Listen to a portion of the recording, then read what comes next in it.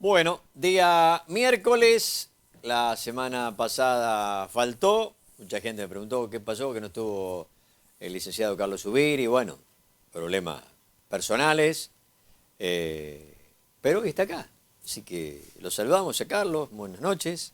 ¿Qué tal? La gente quiere oír su micro y yo siempre me meto un poco, ¿no? Porque a lo mejor había traído para hacer un tema y yo por ahí siempre salto con los titulares, con lo que ocurre en la actualidad y bueno, pregunto, ¿no? Había hecho el título Construcción de Humanización. Sí, creo que tiene que ver también con lo que vos has planteado fuera de cámara.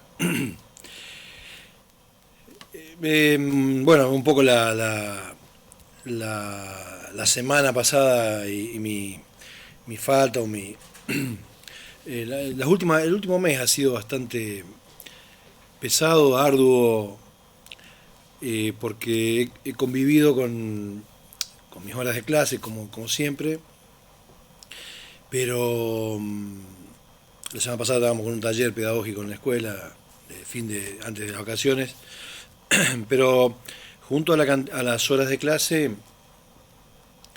y al consultorio, que es mucho, me he pasado las últimas 3 semanas viajando a diferentes juzgados a Ah, trabajar sí. como perito, ¿no? ¿Cada vez más lo está haciendo eso o no?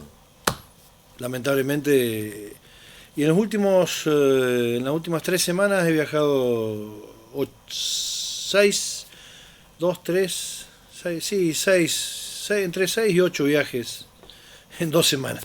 Perdón, Carlos, estos peritajes pueden ser para el acusado y la víctima y el acusado o Sí, a vos no, te hay una causa, una demanda, una causa y esa causa deriva en la necesidad de una pericia forense, psicológica, y generalmente lo genera un perito oficial que es empleado del Poder Judicial, y las partes contratan peritos de parte. Bueno, yo siempre participo como perito de parte, pero no quiero hablar específicamente de las No, causas porque no, yo digo, no. pero te puede, vos actuás Pero a lo que voy con esto es que eh, yo te decía recién ahí la necesidad de construir humanización, ¿no? Y lo importante, y hoy hablaba con un amigo que está en el área, que tengo claro cuál va a ser mi objetivo los próximos años de mi vida, que va a ser seguir luchando eh, por defender y por eh, generar espacios de discusión, de diálogo y de construcción de, de pensamientos, allá donde haya algún atisbo de humanización, ¿no? Eh, allá donde haya algún elemento donde podamos hacer resurgir algunos valores de humanización, ahí seguiremos trabajando y ahí seguiremos. ¿Por qué digo esto? Porque si yo tuve que estar esta semana de 15 días, 6 u 8 viajando a diferentes juzgados, es porque las cosas no andan bien, ¿no? Eh, Porque la gente ni siquiera encuentra en su propia legalidad, en sus propios controles instintivos, en su propio ordenamiento psíquico, lo que siempre llamamos con bola la subjetividad y la subjetivación, recursos suficientes con los cuales tiene que dar ingreso a la legalidad y tiene que dar ingreso a lo judicial. Con todos los contratiempos que eso genera, ¿no? Porque gente detenida, gente acusada, gente peritada, gente evaluada, gente hiperperitada, niños expuestos a la justicia y a las pericias en forma. Hay una nena en Belví que la hemos peritado, no por orden mía, si hubiese sido por mí hubiese resuelto antes, pero la hemos hecho ir, pobrecitas, más de 6 veces la nena de 11 años. Es decir, hay una deconstrucción de la vida subjetiva que termina con dificultades en la escuela, con dificultades en la familia, con dificultades en la vida cotidiana, con dificultades en los lugares de recreación, con dificultades en la vida social, con dificultades en la política, con dificultades, vos hablabas de los resultados de las pruebas a aprender. Te hago una pausa. Sí. Sí. Pedro, ¿podés poner el título? Y lo vemos así, lo desarrollamos después, ya que justo lo mencionaste.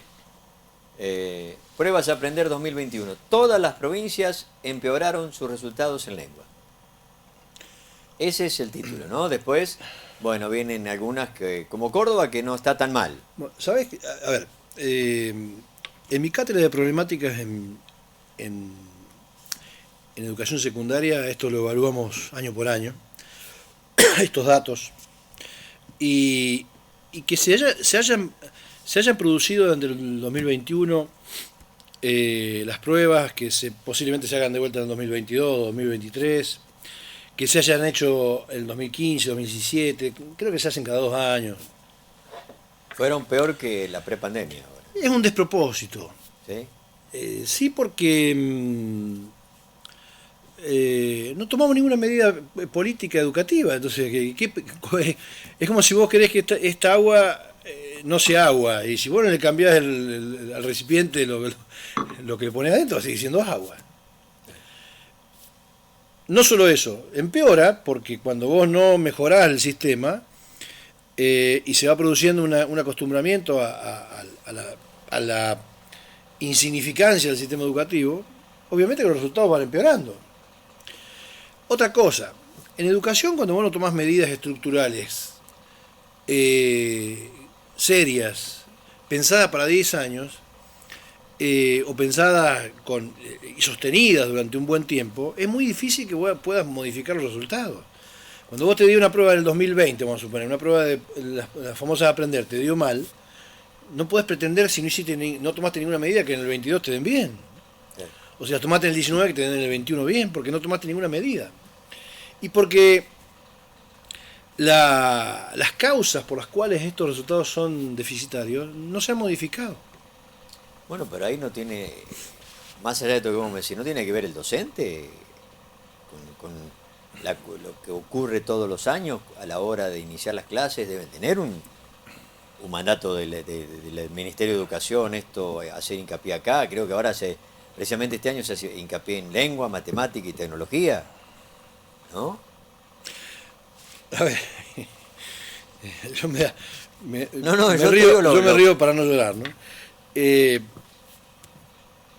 sistema educativo tiene más de 100 años. Ahora me pueden decir después de 100 años que hay que hacer un proyecto en lengua. Si para estudiar hay que leer. La mejor forma de escribir, ¿sabe cómo es? Leer.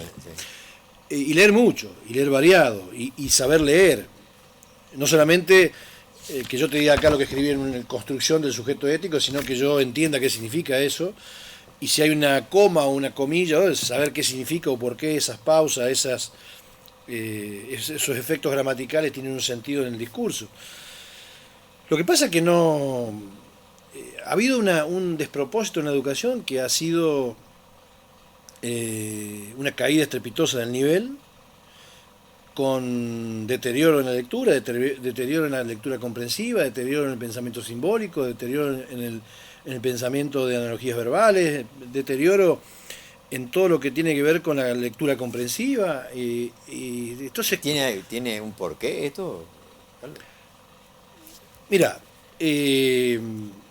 vos no me seguís a mí en Facebook, ¿no? No, las redes no. Bueno.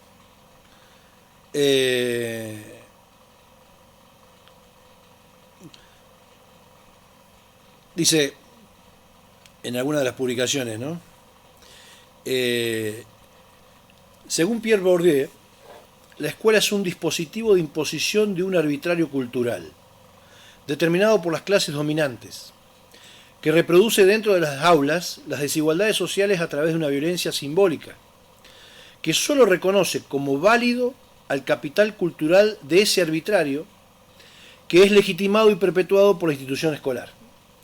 Es decir, la escuela nunca, si no tiene una transformación de raíz, va a producir más que desigualdad y más que las dificultades que la sociedad tiene.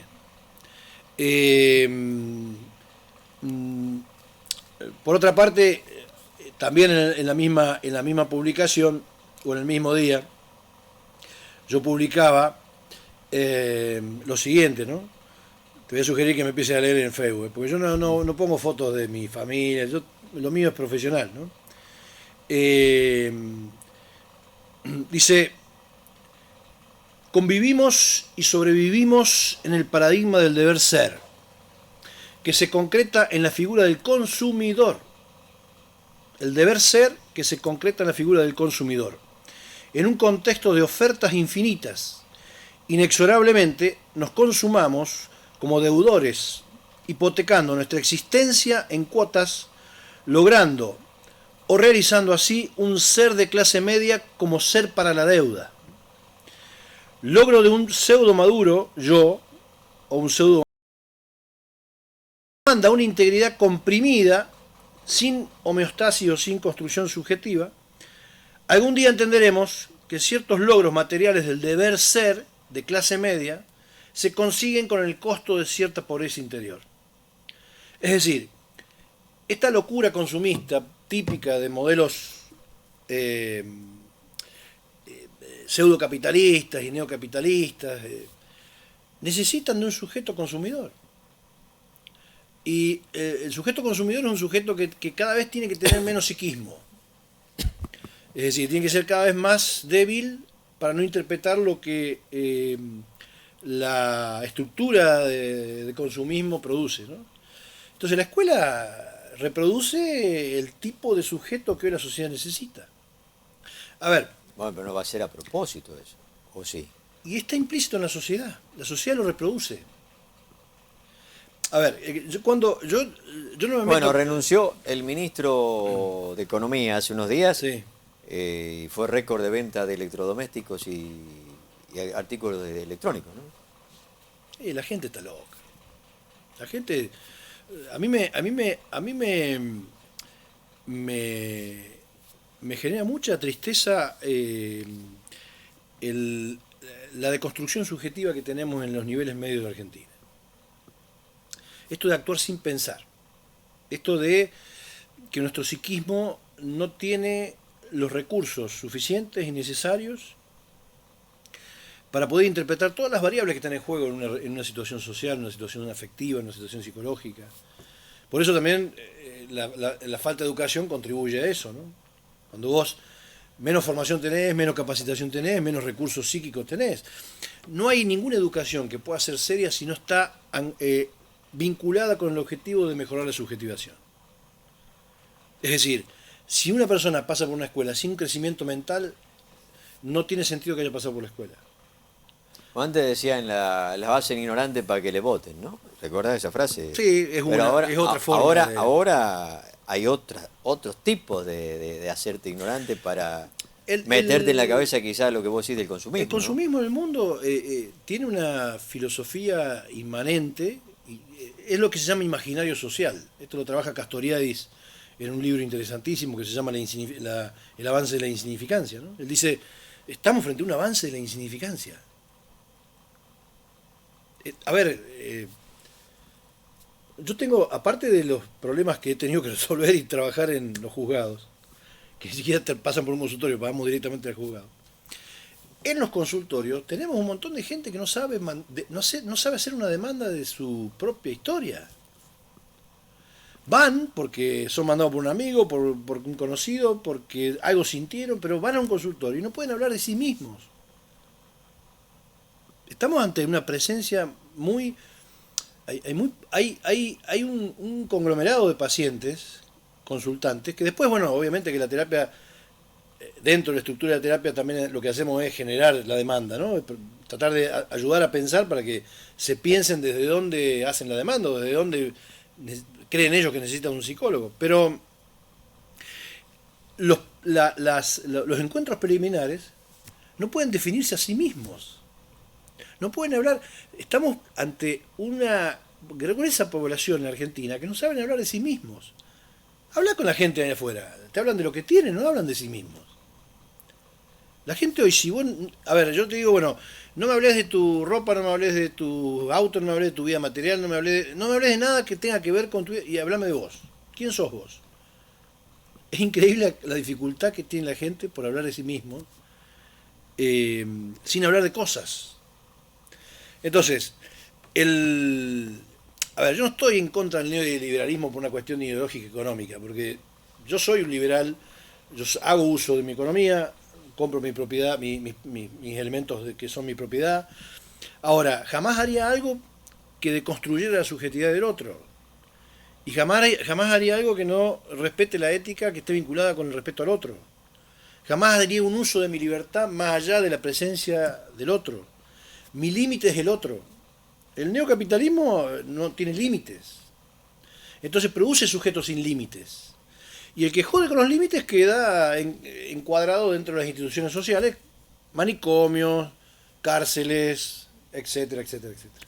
Escuelas, que también son lugares de contención, ¿no? Tuvimos un gobernador que nos dijo, no bochen, no saquen los chicos de la escuela porque hay riesgo de droga. Las escuelas son contenedores. Hay escuelas, Luis, que no cierran en verano porque el eje de la escuela, a mí se me enoja cuando digo esto, pero en la realidad es el comedor. Entonces, Es grave eso. bueno, tenemos que seguir luchando mucho por pequeños rasgos de humanización y por rescatar sujetos que tengan ganas de pelear con uno en estas cuestiones de humanización, ¿no? Hoy di una orden, una directiva en el grupo Escuche Palabra, le dije, bueno, pues estamos como... también nos llega a nosotros esta cosa consumista, ¿no? Como sacando y pegando información y... No, digo, produzcan ustedes la información. Cuenten, cada uno, los 50, 60 que somos, cuenten qué están haciendo.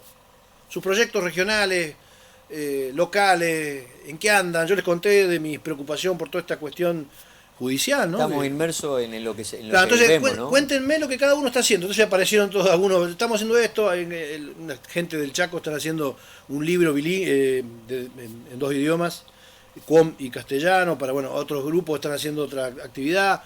Bueno, cuéntenme lo que están haciendo, y qué están haciendo, y qué van a publicar, y qué podemos hacer, en qué podemos ayudar, cómo más allá de la charla que hacemos todos los jueves, podemos hacerlo esto brindando una charla o dándole servicio a las escuelas. Es decir, vamos a humanizar, vamos a trabajar en pos de producir lugares que sean interesantes. La escuela dejó de ser interesante, Luis. Bueno, pero ¿cómo? Está bien, pero hay algo ahí que no encaja, porque si dejó de ser interesante, ¿cómo te educás? ¿Qué es lo fundamental que nos está faltando? A ver, las currículas son antiguas. ¿Vos sabés cómo hago una planificación yo? Con el currículo que me manda la provincia de Córdoba hago una unidad. El resto las creo yo. O sea, ¿Está permitido eso? por supuesto, pues a ver, yo tengo la posibilidad de autogestión, pero aparte la capacidad de cada profesor te permite, yo no te estoy diciendo que no estoy haciendo las cosas que me pide la provincia, Ajá. te estoy diciendo que es tan poco que te sirve para una unidad, o te sirve para un par de meses. El resto del año lo crea uno con el potencial de capacidad que tiene y con lo que cree que de actualidad tiene que generar, bueno, son cátedras fluidas, con mucha información, con mucha lectura nueva, con muchos libros nuevos. Bueno, hay formas de actuar, hay formas No te quiero poner en un compromiso, pero por lo que yo te escucho y veo programa tras programa, vos decís que el docente hoy no está preparado, lo hablamos ya una vez, como que son un poco crítico de la situación de cómo se maneja la educación, ¿no? Porque No, vos me decís, yo yo tengo creo- que crear porque no me sirve si no. No creo que esté preparado. El docente ha quedado preso del imaginario social. Dejó de entender que puede ser transgresor. Mira, a mí Silvia Bleichmann me enseñó que la genialidad pasa por transgredir legalidades que no son éticas. Entonces lo que está mal yo no lo hago. Y si para eso tengo que transgredir ciertas normas, lo hago. ¿Sí? Yo fui profesor de filosofía en una escuela católica y en mi cátedra se trabajaba a Marx, se trabajaba a Nietzsche, se trabajaba a Freud, se trabajaba todo lo que los religiosos Y empecé dando clase con oposiciones, con crisis, hasta que un día una monja dijo, Zubiri tiene libertad de... porque se dio cuenta que era interesante y que yo no iba a ceder, yo no iba a negociar la necesidad de compartir con los chicos riqueza intelectual por 3 o 4 tontos que creían que había que cerrar dogmáticamente la cabeza de esos chicos. Ofrecí varias veces la renuncia, porque me ponía en esa situación. Prefería irme. Yo me he ido de lugares donde he estado cobrando un honorario porque dejaba de sostenerse ideológicamente en términos teóricos y científicos lo que yo sostenía o lo que a mí me parecía que era útil o que era importante. Yo tenía un sueldo en una institución pública de Canals, ¿no? El hogar de niños. Y un día hice un proyecto, mi proyecto del hogar de niños se copió en La Carlota, se hizo el hogar de niños en La Carlota con mi proyecto. No solo eso, sino que el secretario del juez de menores en ese momento, que era el doctor Morales, que hoy es secretario de Minoridad y Familia en Belleville, que llevó alguna de la idea del proyecto a Belleville. El proyecto sobre, por ejemplo, el proyecto en los hogares de niños, el proyecto mío era un proyecto con la idea de que el hogar de niños desapareciera. La utopía era que el hogar desapareciera. ¿Qué significaba que desapareciera? Que todo lo que pasaba dentro del hogar le íbamos a dar movilidad. Si había chico para adopción, íbamos a tratar de generar la adopción. Si había chico para familia sustituta, íbamos a encontrar familia. Es decir, ¿cuál es mi idea? Que el chico no estuviera institucionalizado. Que estuviera en el menor tiempo posible. Nosotros le dábamos esa posibilidad, pero la idea era que nosotros le moviéramos. Hicimos historia clínica de todos los chicos, revisamos todos los chicos, los ayudamos psicológicamente. Bueno, la idea era esa. Había un grupo de la comisión que no entendía que eso era así y que creía que si sacaban la foto anual con los chicos, el resto de la población pensaba que ellos eran buenos. Al punto que le llegué a plantear a un responsable, un sacerdote en aquella época, le digo, yo le pongo una publicación en la propagadora del pueblo que diga, el padre fulano es bueno, una canción, durante 2 horas se la pago yo, pero no subo a los chicos a la camioneta para pasear, porque los chicos están judicializados, son chicos que están internados, y es un riesgo, y no son para pasearlo como si fueran monitos. Son niños con dificultades y hay que darle una solución. Hay que tratar de que estos chicos no estén acá. Por supuesto, me echaron al diablo, me fui, pero era un éxito haberme ido en esas condiciones, porque yo no iba a trabajar en una condición donde lo que querían era que los chicos envejecieran ahí. Yo conozco niños envejecidos en el hogar de niños de Canals. Yo digo con título y todo, porque yo he sido responsable. En cada acto de mi vida he sido responsable profesionalmente. Y he respondido siempre con la ética. Yo he visto niños en el hogar de Canal envejecer, chicos que conocí con 5 años o 6 que iban a mi consultorio particular a ver a un fonoaudiólogo cuando yo tenía el Complejo del Sol, a ver a una kinesióloga con 5, 6, 7 años y después haber ido, inclusive yo he tenido alguna consulta con él, con 15 o 16 todavía estaban en el hogar. Bueno, esa comisión, no digo que tiene que ir preso, pero por ahí. Porque dejaban envejecer a niños y le quitaban la posibilidad de vivir. Ahora, mientras estuvimos nosotros salvamos muchas vidas, porque generábamos el movimiento del niño. A mí te cuento una anécdota, un día tenemos que hacer un programa con anécdotas, porque yo me he metido en todo el lío, ¿no? Un día había una mujer de la zona que tenía una esquizofrenia crónica, grave, y nadie se animaba a hacer el diagnóstico, y el niño había quedado en el hogar, ¿no? Grave, porque el niño lo habían encontrado abandonado, la cosa es terrible, y la mujer no tenía forma, pobre, de reconstituir su maternalización porque tenía una psicosis. ¿Y qué pasa? Está la familia, porque la familia sustituta estaba, lo iba a buscar, lo sacaba, lo llevaba del hogar. ¿Y qué pasa? No, falta el informe, y lo hago yo. Citamos a la mujer, hacemos un informe, ella todo el tiempo estuvo con la fantasía que le íbamos a devolver el chico. O sea, la realidad del informe era para que informarle al juez de su estado y de esa manera se articulaba la adopción. Bueno, yo estuve yendo a un lugar de trabajo donde la mujer me esperaba para insultarme, tuve 3 meses, me insultaba porque ella suponía que yo le había quitado el hijo, ¿no? A veces hay que tomar decisiones que son importantes para salvar vidas. Para salvar vidas. Al tiempo, esta mujer se recuperó dentro de lo que es una psicosis y y a mí me agradeció que le hayamos salvado la vida, porque ella reconstituyó el vínculo con el hijo, con la familia sustituta, que lo tiene adoptado legalmente, pero digamos, esta es una experiencia muy linda que pasa mucho tiempo para que uno las viva, pero donde, volvamos al título de hoy, ¿no? Hacer lo que haya que hacer allá donde todavía hay atisbos de humanización. Necesitamos que la humanidad cambie, y lo que somos responsables de la vida subjetiva, como somos los psicólogos, ¿no? En todo lo que es construcción de subjetividad, construcción de sujeto ético, todo lo que implica, digamos, generar psiquismos densos, con contenido, y somos responsables de esto, no podemos. Yo creo que el psicólogo hoy tiene que estar en el consultorio haciendo lo que tiene que hacer, y cuando sale del consultorio tiene que estar provocando alguna política social. Porque tenemos todos los recursos para trabajar en todas estas cuestiones que se están cayendo hacia los costados de la sociedad. Eso sí. Luis, te lo resumo.